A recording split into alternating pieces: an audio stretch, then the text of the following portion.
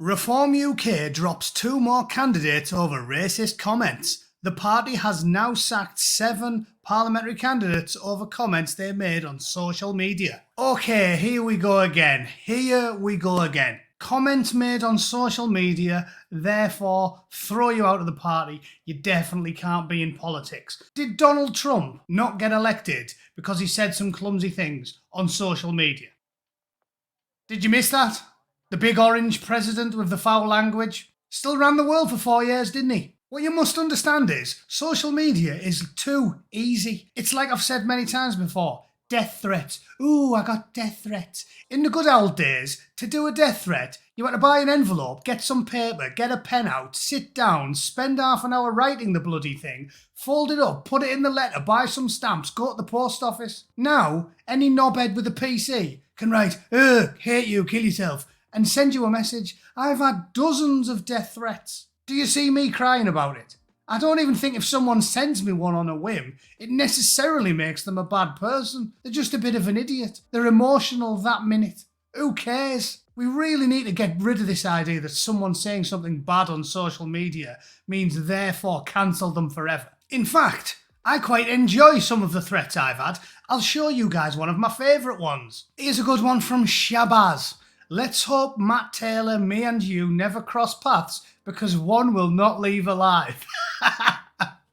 And my response, as you can see, Shabazz, I made a factually accurate quip about Jesus and Muhammad and you fully threatened to murder me.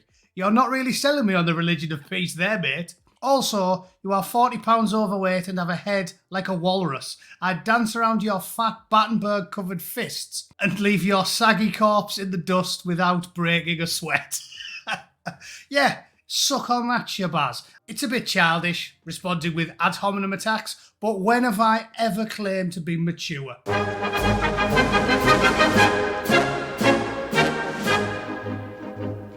Okay, fantastic story here. I'm going to walk you through the independents, far-left, woke commie rhetoric, and then I'm going to talk about what Richard Tice, the absolute gibbon running the party, is doing in response to it, because it really does beg a belief. For years I've been telling you lot that pandering to people that will always despise you is the dumbest thing ever, and yet Mr. Tice doesn't appear to be listening, so he's clearly not that clued up. Let's have a read, and then I'll go on a rant. Reform UK has dropped 2 more parliamentary candidates after accusations they made racist comments on social media. Campaign group Hope Not Hate, far left, overt communist, hardcore rabble Hope Not Hate, is apparently setting the tune that Richard Tice is dancing to.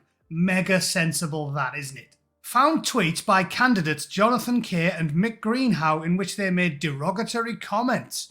Mr. Kay, who was standing for election in South Ribble, tweeted in 2019 that Allen's lads never coexist with others and should be deported, and claimed Africans had IQs among the lowest in the world. So 2 things. When they say found, what they meant is hardcore dozens of people engaging in offence archaeology where they scroll through thousands of tweets desperately looking for anything that might be a little bit offensive, right? Those tweets are 5 years old, who cares? And they're clumsily written, but they aren't loony stuff, are they? They aren't kill 'em all type shit. They're what appears to be 2 statements that you could argue, whilst clumsily worded, are factually accurate. First of all, they don't seem to rub along very well with everybody, do they? You don't see the Golden Bell End churches emptying on Friday prayers and all the beardy weirdies heading straight over to the gay district to join in the fun whilst dancing to Elton John music in a pink boa. They're not really good at rubbing on with people. People know this, and they've noticed it. And the second one is simply related to a famous study by Charles Murray, or whatever his name is, related to the IQ of different peoples, and because of typically early childhood nutrition and possibly other things, yes, they do have lower median IQs in somewhere like Somalia than they do in Italy. It's a proven fact. Are these type of comments naked, violent hate that mean these people can never be part of polite society? Because I don't think anybody with an IQ above 65 thinks so. Oh yeah, and to make it clear, I'm not saying everybody in Somalia has an IQ lower than 65. It's just not quite as high as the average in the Netherlands. Just saying. Mr. Greenhow was the Reform candidate in Orpington, tweeted in 2023 that they have to remove a certain group from the territory and they had caused the world a misery. Again, clumsily worded, but who cares? If you don't want to vote for them after reading it, then don't vote for them. But what you don't do is pander to the far-left commie activists who've spent days trying to dig up tweets that can be construed as offensive. If someone goes through everything you've ever tweeted over a decade-long period, probably quite easy to find something that's a little bit offensive. So what? Get on with your day, ignore the mewling cries of the people that will never, ever vote for you and nobody reasonable cares about anyway, be they left-wing or right-wing. Nobody cares about the extremist groups if you want to win in politics. Richard, you human sausage. Oh yes, and let's look at who else they sacked. Reform UK sacked candidate who said Scotland is a turd that won't flush. Bants. Just bants. The Scots say all types of things about the English, don't they? Don't see us crying about it. Jockey Wilson famously had no teeth because his nana told him that the English poisoned the water. So they didn't drink water ever for like their entire life. So funny old thing. He had teeth like a witch doctor's necklace. That's what happens when you don't drink water and you live off whiskey, whatever. It's just banter. It's not the end of the world. The average Scotsman will tell you the same thing. So grow up. Is it representative democracy or not? If it is representative, the vast majority of people don't care about banter. Let's see what else he said. A candidate for Reform UK has been sacked after claiming Scotland is like a turd that won't flush. Bo Dade had been set to stand for reform, although an investigation by activist groups, Hope Not Hate, uncovered an article in which he called for immigrants to be sent back to their country of origin.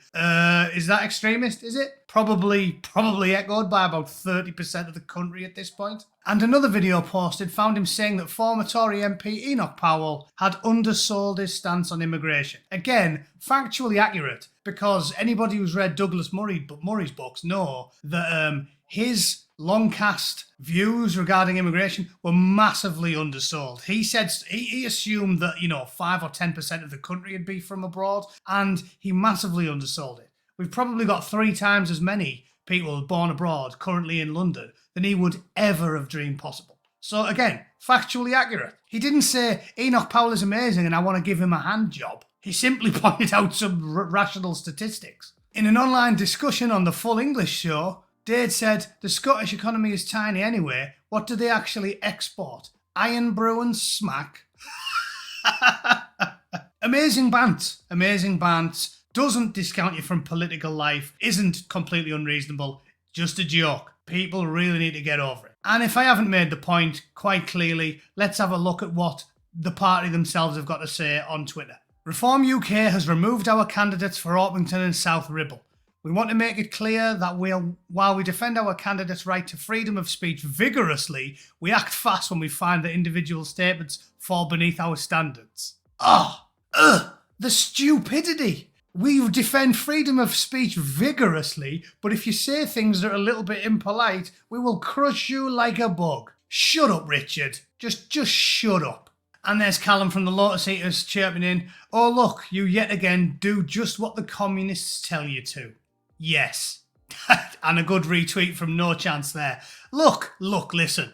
Hope Not Hate are not the people who you should be trying to please, Dickie. They will never vote for you. They despise you. They're an irrational, insane, activist group.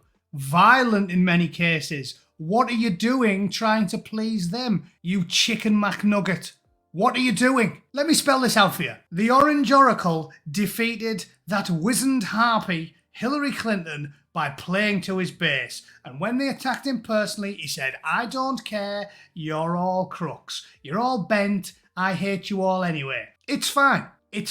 Embrace the people that will vote for you and ignore the endless chirping of the puppy dogs at your ankles. Nobody gives a monkey's fart what Hope Not Hate have to say about anything. If reform ever want to be viable, they need to just, again, it's the Donald. Look to the West and see how the Donald handled it. When people take the piss out of you, you take the piss out of them back. Some ginger comedian holds up his head, he says, Look at the clip of you, Skeletor. Some little short-ass Korean bloke with a bouffon starts taking the piss out of him and he says, go on then, fatty, press the button, mine's bigger. This is how you do it. Laugh in the face of the activist groups that are trying to poison the well and say, I don't care. Bodade was joking. I think jokes are funny and I think the general public finds jokes perfectly reasonable. It doesn't mean you can't run for public office. It's that simple. It's that simple. Embrace it and just say, yeah, we're a party with a sense of humour. We select candidates because we think they're eloquent and that will make good candidates and they will perform well in leadership and administrative positions, and we couldn't give a flying shite what a bunch of deranged communist activists have got to say about anything. Honest to God, it's mind-blowing, this stuff. It's like me ignoring all of the things my missus says to me and instead digging out blind all day long to try and placate the fat old bag lady down the street who I've got nothing to do with. Who cares what your enemies have to say about anything? Dickie is a dickhead. Accept the fact that there is nobody worth voting for in the UK, as I keep telling you. Draw enjoyment from your friends and your family and your hobbies. Get tooled up and prepare as best you can, because the wheels are going to come off. It's all going to go massively tits up, and it is because, unlike the United States of America, where we at least actually have some conservative people, the entirety of the ruling class in the UK haven't got the brains they were born with. You can see there was too much inbreeding back in the day, because, honestly, if he takes his shoes off, I would be stunned if he hasn't got webbed feet. Richard Tice has got the IQ of a pull-along duck, so just give up on them. Just give up on them. I've had enough. Who cares? Who cares? Doesn't even matter. Don't bother voting. No point. No point if you live in the UK. Go with Count Von Wheelie Binhead, or whatever he's called. The Monster Raven Loonies. Anyone but these planks, because I'm sick and tired of it. Constantly bending to the whim of activists. I mean, do me a favour. Jesus Christ. Did it work for Boris Johnson, did it, Richard? You boss-eyed log. Go on, do one. I've had enough of you. There we go. Even the cartoon of him was annoying me. Christ on a bike. Anyway, that's me done. Let me know what you think in the comments. If you're a big fan of reform, please let me know why. It just seems like they're a complete non-entity at this point.